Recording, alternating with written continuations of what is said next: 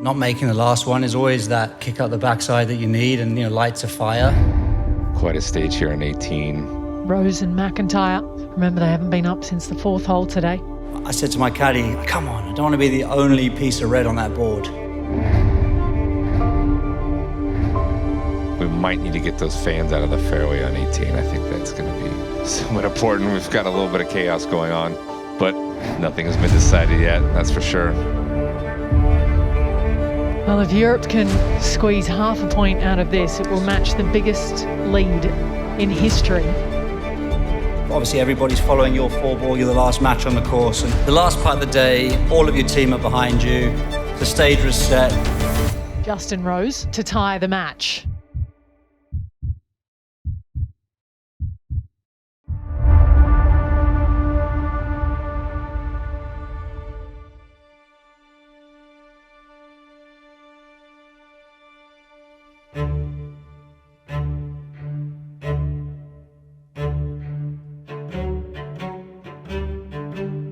Born in South Africa in 1980. I lived there for the first 5 years of my life. I think my parents could see that they weren't really sure which way South Africa was going to go at that point, and grandparents were British on both sides, so fortunate enough to have the opportunity to move to England, and my parents could see that being a better future for both me and my sister. My dad came ahead of the family when we moved country, and he settled in a town called Hook, which is kind of a ominous start for a golfer. It's not a great word, is it, hook? But I guess I learned to take the hook into a drawer and carry on.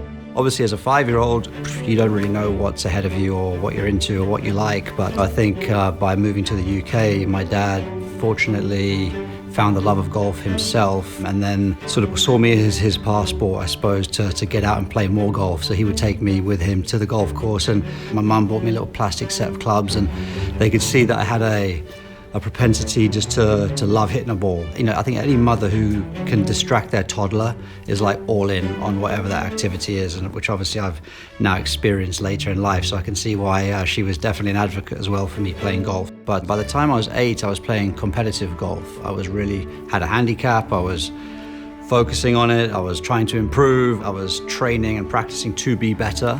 So yeah, I think I was all in from about the age of 8. But unfortunately around that time, the UK fell into a bit of a recession, sort of late 80s, early 90s. Being from South Africa, my dad moved here with a job opportunity that then sort of went sideways. So tough time for the family from a financial point of view, but the upside of that was that he was able to spend a lot of time with me in and around my golf. So he definitely stewarded and coached me and taught me everything I knew. And he would always, the art of bribery too, he was pretty good at that. He would always dangle the carrot and create little goals for me to try to shoot towards and to try to achieve. And, as you grow up as a kid, there's always little mini challenges that come up, like other sports or friendship groups or girls or whatever it might be. And there's always those little questions of, do I want to go to the golf course? Should I go to the golf? I want to do other things. But I had this passion for the game, and I had sort of this feeling of, I'm actually really good at this. It's almost like I had this, I don't want to say burden because that's a terrible word, but this sort of, this feeling like I sort of owed it to myself to sort of explore this potential talent that I had. 14-year-old Justin Rose wins the Hampshire Hog with a course record 65. Boy wonder Justin Rose wins the regional and heads to Scots Craig. As teenager Justin Rose climbs the ranks of England's national team, many are calling him the next Tiger Woods. After becoming the youngest Walker Cup player ever, talented phenom Justin Rose qualifies for the 127th Open Championship at Royal Birkdale. Will he go pro afterwards? We'll have to wait and see. What unfolded that week was pretty magical, to be honest with you. The second round, I shot an amazing 66, which was the lowest score of the day by 2 shots, I think. So to clip a major championship field by 2 shots as a 17-year-old was obviously amazing. And I think the key to the rest of the week was I was able to understand and realize that I was playing with house money, in the sense that no one expected me to really go on and win or to do well. So I played with a sense of freedom that I'm still trying to recreate to this day. But as the week went on, I kind of felt something inside of me going, I'm going to win this. I'm going to win this. I had this sort of sense that it doesn't actually matter where the ball goes, I'm going to get it up and down. So that freedom that I was able to play with really helped me play well into the weekend and climb the leaderboard. And then the finish was a bit audacious.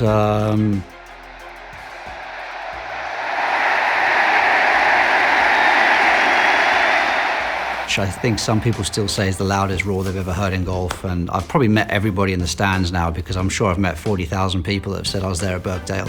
So after the Open Championship, I decided to turn pro, but there were some dark times after that decision. It's a tough start for the British Open star turned professional, who's still waiting to find the weekend. And young Justin Rose misses the cut yet again. Justin Rose is still stuck on the nursery slopes, awaiting his first paycheck as a rookie professional. And that makes it 21 missed cuts in a row. Talk about a year of disappointment. The question is Justin making the right decisions?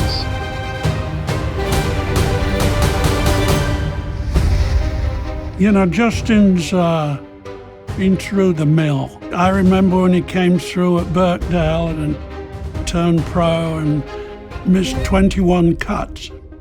Yeah, missing 21 cuts in a row was a super tough way to start your career, and I felt like, in some ways, wished that the Open hadn't happened the way it had happened, because it created this sort of scenario where expectations shot up. You know, and obviously I was affecting my stock price daily by playing more and more tournaments and struggling, and I wasn't ready for that. You know, we hadn't signed sponsorship deals, although there was a lot of talk about all these big deals coming my way, and then things got worse and worse. And my perception of it was, every time I had a chance to miss the cut, the cameras would appear from out of the trees, like, oh my goodness, this could be Justin Rose's first chance to make the cut. The only other option I guess I had, which I just maybe look back at my life and I think, okay, if I'd have known a little bit more about that then, I might have made a different decision, would have been college in the States. You know, I felt like that could have been a really good avenue for me to continue improving my golf with a little less pressure. But I was aware of the other stuff around me, then, you know, a lot of criticism around my dad and his role, was he too close? And that went on for the best part of a year. My dad then sort of fell sick and he passed away when I was 21 years of age. So it was hard for me because we had a really, really close relationship, because, you know, he was just around me through those formative years where things can go good or bad. And, you know, he sort of tiptoed that line, which is really difficult as a parent, to motivate me, to push me. He did believe that, you know, if I couldn't handle being pushed, then I wasn't going to make it anyway. You know, you weren't going to have the mental fortitude to kind of deal with the challenges that it takes to get to the top of anything. So yeah, he was all about always committing to hard work, discipline at times, being pushed, but he made it fun as well, which is the key, right? So he did a great job of engaging me all the time until it was a point where, okay, you have to take ownership of it yourself and understand that, you know, these are your dreams, your goals, and not somebody else's. There was definitely some scar tissue that built up that I think took me maybe a decade to break through. And winning in the States in 2010 was probably the first time that I really felt like I had moved past that miscut period of my life. And then I fell into this really nice part of my career. Yeah, nicely done. Really nicely done. Rosie is on a roll again. Justin Rose back in the winner's circle. I mean, to have the will to go forward says it all, really. Goodness gracious! I mean, Justin's a great example to anybody who's ever played this game. In Olympic news, Justin Rose brings home the gold medal for Great Britain. I've competed against Justin for a long time, and he's a guy that I've always looked up to in a way. I love the way he goes about his job. He's very businesslike. He's not out there joking around. He's getting his work done, trying to win tournaments, and an intense competitor. Major championship, gold medal, World Golf Championships, FedEx Cup champion, #1 in the world. Checking a lot of boxes along the way here. Justin's work ethic, I think, is second to none. He is totally dedicated. There's no real days off. Everything that goes into being the best he can be, there's no stone unturned, and he's still absolutely driven. What I had to do was then change my narrative, change my frame of reference, and I had to strip things back. So leading up to my breakthrough, defining moment and a defining decision was to establish a great team around me. I started working with my caddy, Fooch, and Sean Foley, my coach as well, came on board. And obviously, if you can have a team that's streamlined and there's no ego involved and everyone's sort of pushing for the same goals, that is so, so powerful. And I think that once the team fell into place, that was definitely the moment in time where there was a shift for me. That took me from being very frustrated to that very sequential journey to the top.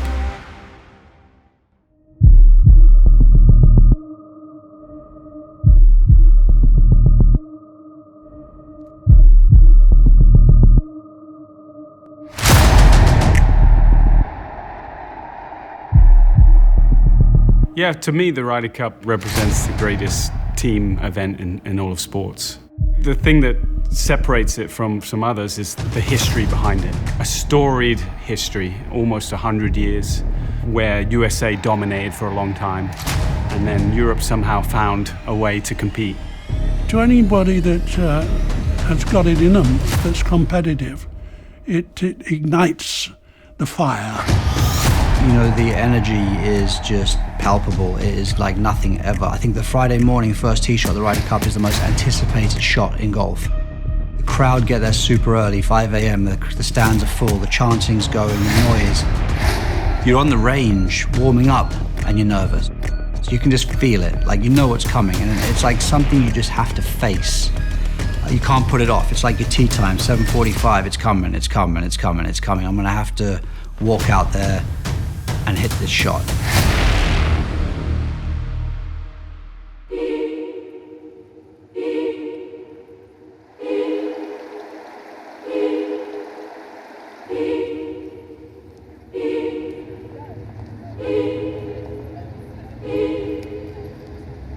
Welcome to Sky Studios. It's a big day here. It's a big day in golf. It is where we find out who the 12-strong team to represent Europe will be. A lot of decisions go into the Ryder Cup team, and they start months before. And better information, better advice, that was certainly a big key to everything I tried to do. And there's a lot of data that goes into the Ryder Cup and the build-up, and we have a great team around us that does all that analysis. First, the pure golf data is really important. Tracking the players, seeing how they do, reviewing the shot-to-shot data, understanding what the golf course requires. And then we look at a lot of the profiles of the players. We take them through that so we understand how to communicate and how to talk to them. Someone from Spain reacts quite differently to someone from Sweden. They're very different cultures, very different personalities. We have to understand how those personalities match up and fit together for the best pairings. So that's another data point. Obviously the stats are important and form is really important, but there are other things that go into it as well. Let's keep that rolling then with pick number 3. Who's it going to be? All right. Well, this is someone with a wealth of experience, someone who will be playing his 6th Ryder Cup. My third pick is Justin Rose. First of all, I picked him because his form was still pretty good. He just won in Pebble Beach earlier in the year. But if you want to win Ryder Cups, you need some experience. People who have been there.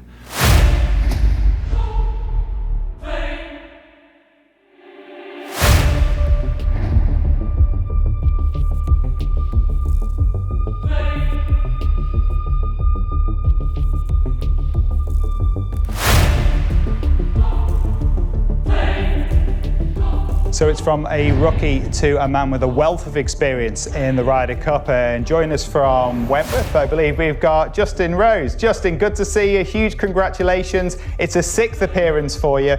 I've got to ask, did you see another one coming your way? Hey, Nick. Listen, this has been a huge motivation for me. Number 6 makes it sound all quite smooth, like they've been coming along at a decent pace. But the last one definitely hurt. Not being a part of it, and obviously my form wasn't great around that time, and you can never take it for granted. Making the team is part 1, but it doesn't stop there. And once I got picked, I felt like the Ryder Cup was a month for me. It wasn't like Ryder Cup week, okay, let's go. The moment Luke called me, I was in the Ryder Cup. Every meal I ate, every sleep I had, every supplement I took, every workout I did, every practice session I did, every decision I made was for a purpose. He's someone that's very methodical, has a plan for everything. I think he thinks through everything he does with golf. He's someone that is always looking for that edge.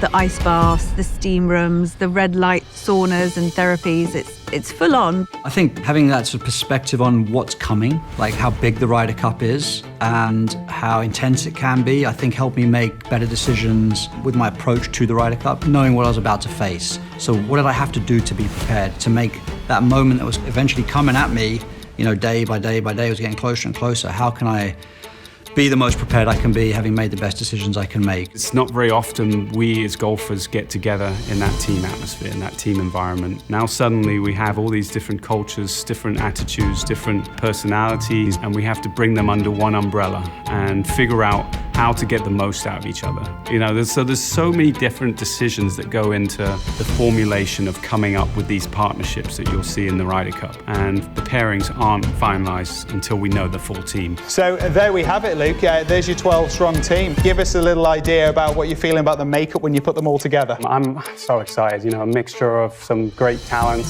some experience, some rookies that will be there for the first time. It's really a great team. I'm very excited about the next few weeks. 3 weeks out, the team was finalized. I sat down with Justin. I'd already had a pretty good idea with some of the other partnerships. And just the way all the stats, the personalities, everything matched up. It looked like, as a veteran player, I needed him to sort of take under his wing, you know, a rookie player, and that was Bob.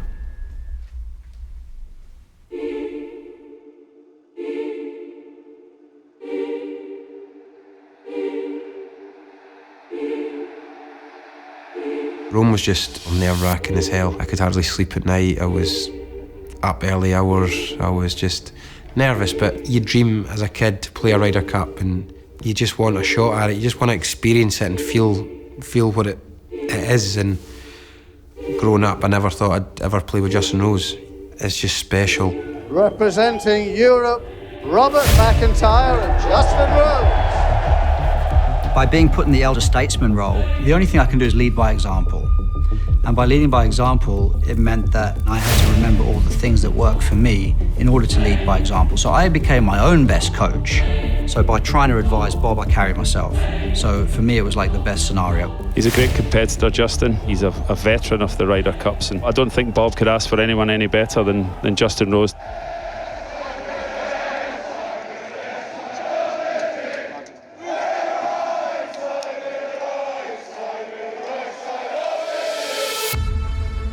It was a Friday afternoon, standing at first tee, or even walking to the first tee on Friday afternoon. I've never felt pressure, intensity on a situation that was coming from outside, but also from myself, because I had a dream. I'm living a dream, and I've got to a point that I'm about to do it. I'm about to hit that shot that I've always dreamed of as a kid, and I didn't know what was going to happen. I didn't know if I was going to hit it straight, I was going to hit it sideways, if I was going to, get the ball in the tee. It was just pressure, and I think it was brilliant to know that you've got Justin to say, look, everybody feels it, let's do what we do. He said, let's take over this tee and make it our tee box and just keep everyone else out the way. Like, this is me and you, this is our place. And he just made me feel comfortable and confident and just made me play with freedom. Saw plenty of that spurred his run to make the team. Great reply, Justin. Fist pumps there. Yep, that's what we need. You know, Bob didn't play that great on Friday. He really struggled a little bit. Friday, I felt like I was still contributing, but it didn't feel like I'd played my best golf. Justin really put his arm around his shoulder at times and said, just keep going, you're doing great. Team Europe have done a stellar job all day long. The early morning session, unbelievable. There were a lot of half matches in the afternoon, so there was some white on the board, but there was no red on the board. And that one little bit of red was really bothering me. And it was glaring at me. Like, it made him a bit despondent, but he's like, it just made him determined to turn that around. Came down to 18, basically. Missed the fairway off the tee. Better decisions prevailed, kept it in play, laid up. Good wedge shot, dead into the sun. It was hard to track the ball, but as soon as it came down and I saw it was near the pin. And then he has this putt that's, breaks about 2 cups right to left, with the whole team watching, the whole crowd, all the amphitheatre on 18, the energy, the atmosphere, the emotion was very high. Which left me a scenario of, okay, this is the last part of the day. This is the opportunity to have this moment. He was 15 feet, I'm standing there and I'm thinking, please just go in the hole. I mean, I was surrounded by all the Ryder Cup girls. I was kind of in a swaddle. Everyone was holding me. And I remember thinking, if this doesn't go in, I don't think I can ever step on a golf course again. I mean, this is make or break for me. This is over.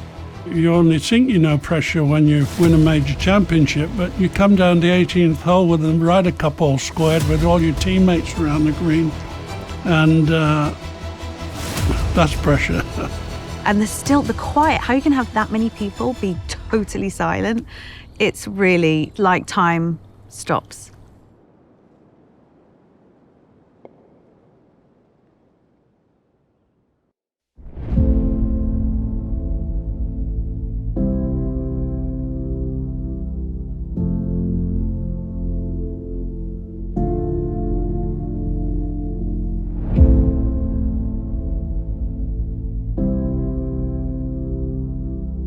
And, I immediately just turned to my teammates and it was like, yeah, that's for you, and that's for you, and that's for you, and that's for you. When he turns round and points, I mean, that just shows the fire that he has. And he just starts pointing to you.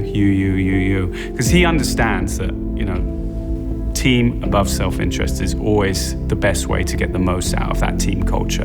To understand that you're playing for the teammates, you're playing for every individual on that team, and you're trying to make them better, and you're playing for more than yourselves. You've got a lot of individuals. It's an individual game. Everyone's doing their own thing, and you all have your own little teams. But then you connect, and you're this huge family. It's just the strength that you can draw from being surrounded by family. I mean, everyone can relate to that, right? You don't have to be a golfer to realize. That's, I think, why you see the emotion, you see what it means to people, and you see their expressions come out because they're with their innermost supporters. Made the putt because I had 10 people willing it in behind me. It was a really magical moment. It capped off just an amazing first day for us. We had created history by not letting the US win one single 4-point. And what Justin did was bring a lot of those learnings that he had throughout his experience, and he relayed that to the team. He was a great mentor to some of these guys, obviously. Great mentor to Bob McIntyre. Justin Rose, as a player, has been incredible. He's done everything in the game of golf. He's won all the way through his career, qualifying for the Open, doing well as an amateur. Obviously, been on the ropes a bit when he turned pro. Obviously that's helped him to who he is now, and he created the fire inside his belly that's always burning. And as a Ryder Cupper, I mean, he helped me in my first one.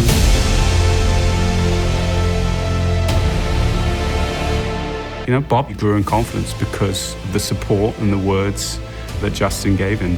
They went out again on Saturday, won their point, and he got more and more comfortable in the situation. So much more comfortable that he beat the US Open champion Wyndham Clark in the singles and went undefeated in his first Ryder Cup. And as a team, we just kept the momentum going. When you talk about Justin, it's not just his performance on the golf course, it's his influence just when he walks in the team room. To have someone in the team room that's played 5, that was his 6th, not only does he bring the experience, but he also brings clarity and confidence to everybody, and he helped the whole team that week. When we looked at that overall performance of the team that week, Justin was definitely central to the European effort. And without him, I don't think it would have been possible. I think there's nothing like celebrating as a team. I think that's what I've learned in the Ryder Cup. Everything is magnified as a team.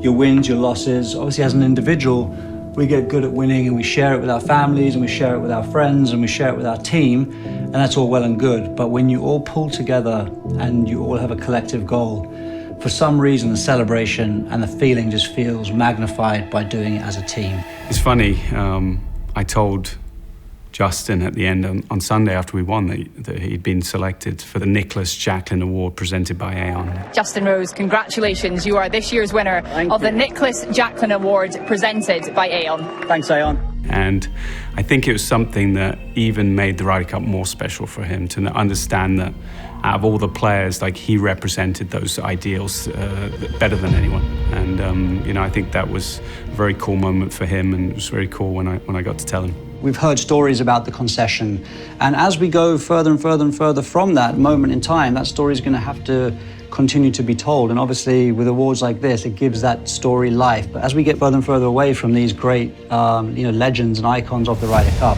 It's awesome that these types of awards embody their spirit, because that ultimately is what needs to be the glue to the Ryder Cup. For Justin to win this award, I think was just such an honour, because I think there's still that little boy inside him that looks up and still remembers the Sevies, all the incredible players that have come before him. And he still aspires to be like that. So to actually win something like this award, it was almost quite a shock, I think, because it sort of really does mean that he is living his dream. He is living up to who he aspires to be. The Nicklaus Jacklin Award presented by Aon, to be honoured with it is amazing because of what it represents. Obviously, teamwork, integrity of the competition, being the best version of yourself and competing fiercely, because no one wants to see us just giving putts and, oh, this doesn't matter, and, oh, we're all nice guys. That's not what the Ryder Cup's about. Like, it's about, actually, this is close to life and death, but it's not. We don't want to cross that line. And I think that that's where this award sits. It's like, who values giving everything for their team, but understanding the honours and traditions of the game. And, you know, I guess that's the ultimate respect that we can give the players that have come before us on both sides. We're united by a generation of players that have come before us, and this is our time. You know, Luke's been very clear on that message. This is our time to shine, but it's our time to shine not because this is our stage. We are just taking care of it because of the amazing role models that we have before us that have shown us how to do it, representing something bigger than yourself. And I feel like that's, for me, what being a European Ryder Cup player is all about. If I look back at it, I mean, the headlines are there, the high water marks are there. If you sort of put my career down in 4 or 5 lines, I've achieved a lot of my childhood dreams, which is amazing. But there's a bit of a hunger for more.